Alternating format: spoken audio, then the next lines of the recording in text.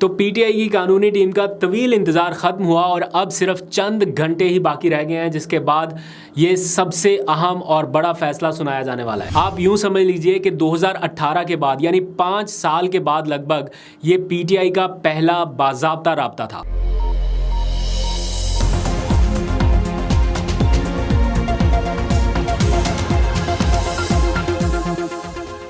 बिस्मिल्लाहिर्रहमानिर्रहीम, अस्सलाम वालेकुम। पाकिस्तान और दुनिया भर में देखने और सुनने वालों को अब्दुल कादिर का सलाम।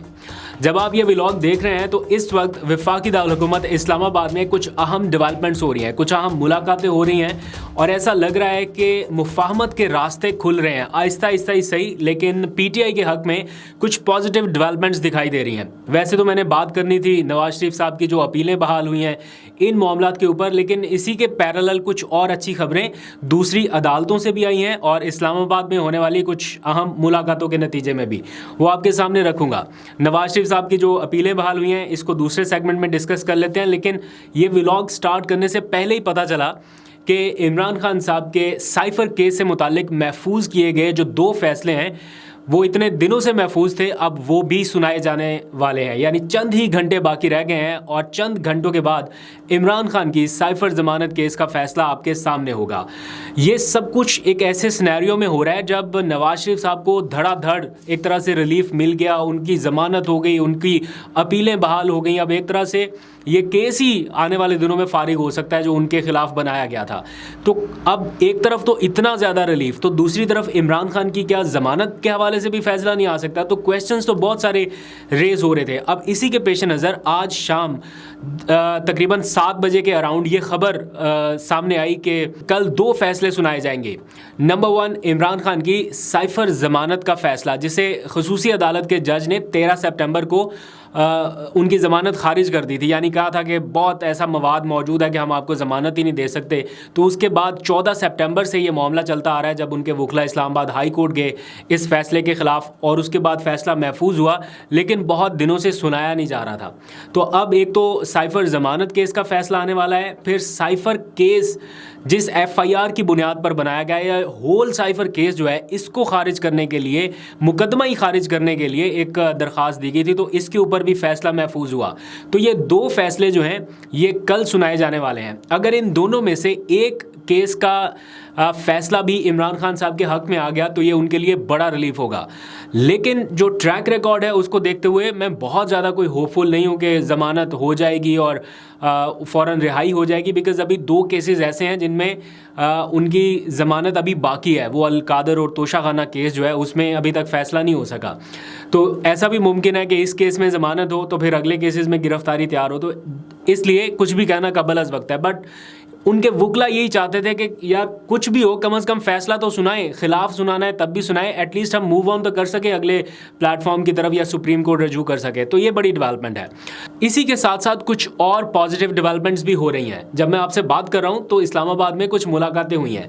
यूँ आप समझ लीजिए कि 5 साल के बाद ये क्या कहते हैं, बैरियर एक तरह से टूटा है। पीटीआई और जेयूआई फे के दरमियान मुलाकात हुई है। यानी पीटीआई के वफ्द की मौलाना फजलुर रहमान से मुलाकात होना ये एक गैर मामूली सी चीज़ है जिसके ऊपर बहुत सारे लोग हैरान भी हुए कि ये मुलाकात कैसे हो गई। आप यूँ समझ लीजिए कि 5 साल के बाद ये अहम तरीन मुलाकात हुई है। ऑल्दो कि इस मुलाकात के बाद असद कैसर साहब ने इस बात की सख्ती से तरदीद की है कि ये मुलाकात नॉन पॉलिटिकल थी, यानी इसमें सियासी मामलात के ऊपर कोई बातचीत नहीं हुई। बार बार उनसे पूछा गया कि क्या ये राब्ते आपके जारी रहेंगे या क्या अंदर डिस्कशन हुई, तो उनका एक ही कहना था कि वो सिर्फ फातह ख़्वानी के लिए आए थे, ये उनके रस्म व रिवाज का हिस्सा है, उनके रिवायात में शामिल है कि ऐसा कोई मोमेंट हो तो वो एक दूसरे के पास जाके ताज़ियत करते हैं। सहाफ़ियों ने उनसे बार बार ये क्वेश्चन किए कि क्या फ़र्दर भी मुलाकातें होंगी, तो उन्होंने कहा फ़िलहाल तो हमारी मुलाकात नॉन पॉलिटिकल थी, लेकिन आगे देखते हैं क्या हालात होते हैं। लेकिन स्टिल इन मुलाकातों में कुछ ना कुछ इंडिकेशंस ज़रूर हैं, एक पूरी ट्रेल है। मैं आपको बताता हूँ। मोहम्मद अली दुरानी जो कुछ दिनों पहले एक्टिव हुए थे मुफाहमत का नाम लेके या पीटीआई और इस्टेब्लिशमेंट और सियासी जमातों के दरमियान सुलह सफाई कराने के लिए, उनकी मुलाकात हुई सदर आरिफ अलवी साहब से। उसके बाद मोहम्मद अली दुरानी आगे मिले हैं मौलाना फजलुर रहमान के साथ, फिर मौलाना फजलुर रहमान मिले आसिफ जरदारी के साथ, फिर आसिफ जरदारी की पार्टी ने एक स्टेटमेंट दी कि पीटीआई के बगैर कोई भी इलेक्शन होगा वो काबिल कबूल नहीं होगा। फिर मोहम्मद अली दुरानी की मुलाकात हुई पीटीआई के एक वफ्द के साथ जिसमें असद कैसर शामिल थे, और आज असद कैसर की मुलाकात हुई फिर मौलाना फजल रहमान के साथ जिसमें अली मोहम्मद खान भी शामिल थे। तो ये जो ट्रेल इस तरह से चलती आ रही है, राब्तों का सिलसिला चलता आ रहा है, इसमें बहुत सारी चीज़ें हैं जो अंडर डिस्कशन है, जो अंडर द टेबल बहुत सारी बातें तय हो रही हैं, और सब की सब पाकिस्तान तहरीक इंसाफ को पॉलिटिकल स्पेस दिलवाने के हवाले से ही हो रही है। अब यहाँ पर यह क्वेश्चन आ सकता है कि जिनके खिलाफ सियासत की या जिनके खिलाफ पूरा महाज बनाया मौलाना फजल रहमान के खिलाफ, क्या उनसे हम जाके बात कर सकते हैं या पीटीआई अब उनसे जाके बात करेगी कि मुफाहमत के लिए किरदार अदा करें? तो ये सिर्फ मौलाना फजल रहमान या पीटीआई का मसला नहीं है, इसमें आसिफ जरदारी भी इन्वॉल्व है, मौलाना फजल रहमान खुद भी इन्वॉल्व हैं, जिनको बहुत सारे सुहाने ख्वाब दिखाए गए। जरदारी साहब भी इसमें बराबर के शामिल रहे, लेकिन एट द एंड फिर पता लगने लगा कि जनाब सारा प्रोटोकॉल, सारी तवज्जो का महवर मरकज़ तो बस 2-3 लोग ही रह गए हैं, बाकी सारे तो बिल्कुल सिंगल आउट होते जा रहे हैं। तो ऐसे में अगर पीटीआई को भी बिल्कुल साइडलाइन कर दिया या निकाल दिया तो उसके बाद हमारी बारगेनिंग पोजीशन क्या रह जाएगी और हम कहाँ पर स्टैंड करेंगे? तो बहुत सारी चीज़ें ऐसी हैं जिनको एक लंबे टाइम के लिए भी सोचा जा रहा है कि यार आगे जाके हमने क्या करना है। अब आप ये सोच रहे होंगे कि प्रेसिडेंट से जो मुलाकात हुई, सबसे ऊपर तो प्रेसिडेंट थे ना जिनसे मुलाकात हुई मोहम्मद अली दुरानी की, तो प्रेसिडेंट के पास पैगामात कहाँ से आ रहे हैं? तो उनकी तो इमरान खान से कोई मुलाकात नहीं हो रही।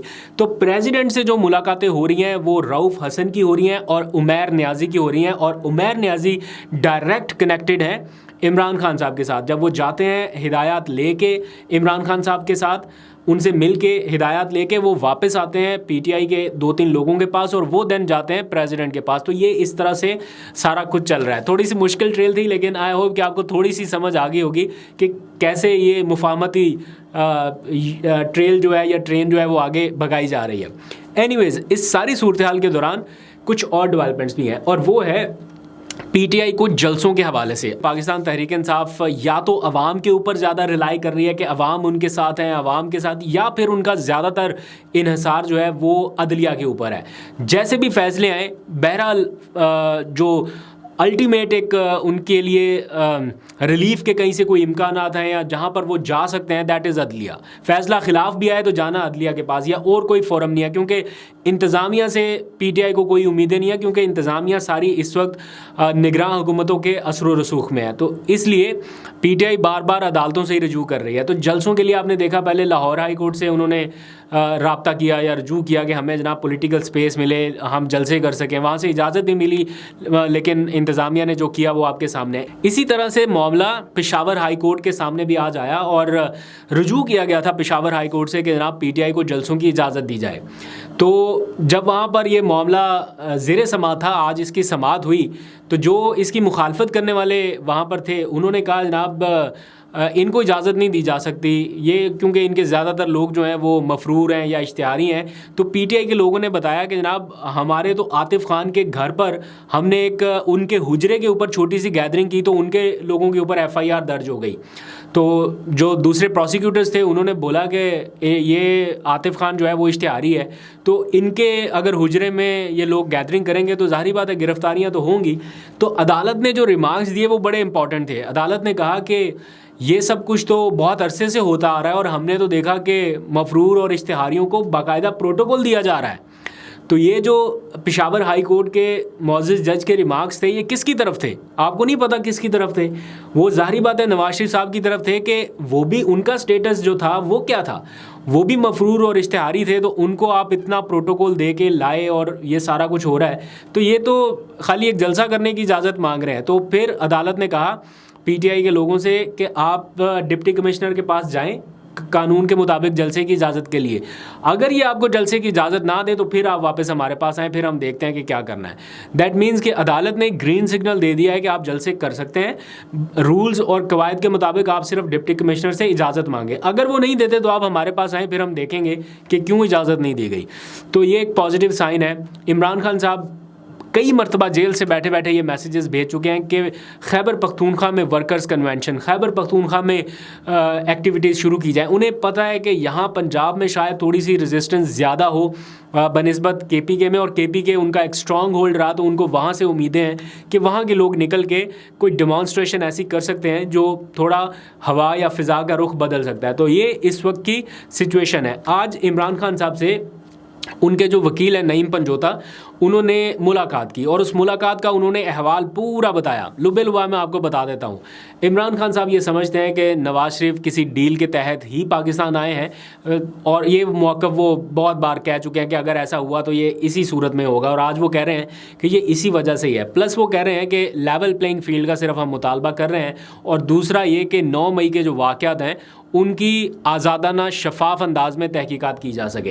प्लस वो ये भी कहते हैं कि साइफ़र के मामले पर जिस तरह से ये केस आगे बढ़ाया जा रहा है, वो कह रहे हैं कि अगर कोई बैरून मुल्क मुदाखलत थी या साजिश थी, वॉटएवर जो भी आप कह लें, अगर वो बतौर प्राइम मिनिस्टर मेरे नॉलेज में आई है वो चीज़, तो क्या मैं अपनी आवाम को नहीं बता सकता था, या मैं उनको ना बताता कि ये सब कुछ हो रहा है, या मैं खामोश रहता? तो ये वो पॉइंट या ये वो आर्गूमेंट अपना रखते हैं। अब कल का दिन बड़ा अहम है उनकी इस केस में ज़मानत के हवाले से। क्या वो ज़मानत हासिल कर सकेंगे, नहीं कर सकेंगे, या ये केस उनका खारिज होगा या नहीं होगा, $1 मिलियन क्वेश्चन है। देखते हैं इतने दिन तक महफूज रखने के बाद अब अदालत क्या फ़ैसला सुनाने जा रही है। सबकी नज़रें इसी तरफ होंगी। आज नवाज़ शरीफ साहब के हवाले से तो आपको डिटेल पता चली गई है कि जनाब उनकी एवन फील्ड और अल अजीज़िया केस में जो अपीलें थी वो बहाल कर दी गई हैं। अपीलें पहले रिजेक्ट हो गई थी, इसी इस्लामाबाद हाई कोर्ट ने उनकी अपीलें मुस्तरद कर दी थी। अब ये अपीलें दोबारा से बहाल हो गई हैं। दैट मीन्स वो जो जपियाँ शपियाँ हो रही हैं, इस वक्त माहौल हो रहा है, उसको देख के ही लग रहा है कि अब नेक्स्ट जो है इनकी दोबारा से अज़सर-ए-नौ समाअत शुरू होगी और ये अपीलें जो है वो खारिज हो जाएंगी। तो पक्का बंदोबस्त किया गया है। नैब को ये नहीं कहा गया कि रेफरेंस वापस ले लें, क्योंकि नैब अगर रेफरेंस वापस ले लेता तो 6 महीने बाद 8 महीने बाद वो दोबारा भी फाइल कर सकते थे। तो इन्होंने पक्का बंदोबस्त किया कि जनाब अपीलें बहाल करें, रेफरेंस वापस ना लें और अपीलों के ऊपर फैसला हो। एक ही बार इस केस का फ़ैसला हो, और फ़ैसला मुमकिन तौर पर उनकी बरीयत का या इस केस के ख़त्म होने का हो सकता है, जो कि उनके लिए सबसे बड़ा रिलीफ होगा। तो ये इस वक्त की सिचुएशन है। कल जो भी होगा आपको अपडेट करूँगा। अभी तक के लिए इतना, अपना बहुत सा ख्याल रखिए। अल्लाह हाफ़िज़।